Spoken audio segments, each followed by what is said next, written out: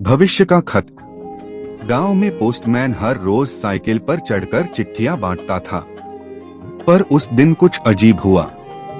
डाक बैग में एक ऐसा लिफाफा था जो बाकी सभी से अलग था, न पीला न सफेद बल्कि चमचमाता हुआ धातु जैसा। ऊपर लिखा था, प्रेषक वर्ष 2075 से, प्राप्तकर्ता कोई भी जो इसे खोले। पोस्टमैन ने पहले तो इसे मजाक समझा, लेकिन लिफाफे की बनावट देखकर उसे कुछ अजीब लगा। उसने यह खत 16 वर्षीय आरव को दे दिया, जो गांव का सबसे जिज्ञासु लड़का था और विज्ञान का दीवाना भी। आरव ने खत खोला। भीतर बेहद सुंदर और चमकीली हिंदी में लिखा था, तुम्हारे निर्णय से भविष्य बदलेगा। तुम जो खोज करोगे वह पृथ्वी को विनाश से बचा सकती है। पहाड़ी की गुफा में जो मशीन छिपी है वह चालू करो। समय सीमित है 5 दिन। आरव पहले तो घबरा गया, लेकिन खत के साथ एक नक्शा भी था जिसमें गांव के पास वाली पहाड़ी की एक गुफा का स्थान चिन्हित था। उत्सुकता से भरा आरव तुरंत अपने 2 दोस्तों माया और हितेश को साथ लेकर उस गुफा की ओर निकल पड़ा। गुफा में पहुंचते ही वे सब हैरान रह गए।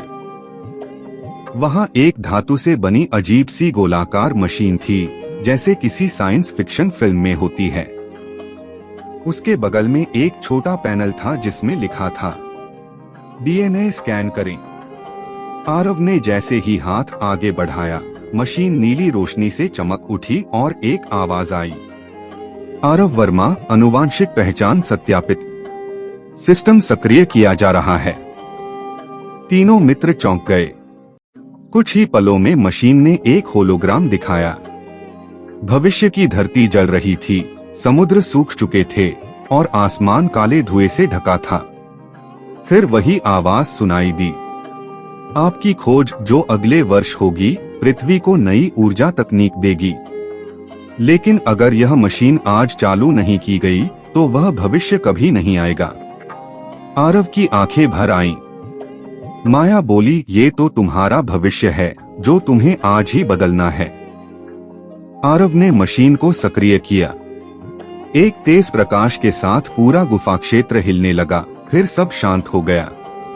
खत की आखिरी पंक्ति अब पैनल पर दिखाई दी, तुमने निर्णय ले लिया, धन्यवाद, अब समय तुम्हारे पक्ष में है। 1 वर्ष बाद आरव की एक खोज पर सरकार ने ध्यान दिया। उसने एक ऐसा प्लांट डिजाइन किया जो सूर्य की ऊर्जा को सीधे स्थायी बैटरी में बदल सकता था। धीरे धीरे उसकी तकनीक दुनिया भर में फैलने लगी। लोग उसे भविष्य का बच्चा कहने लगे, लेकिन वह जानता था कि उसका भविष्य उस दिन एक खत से बदला था। भविष्य का खत।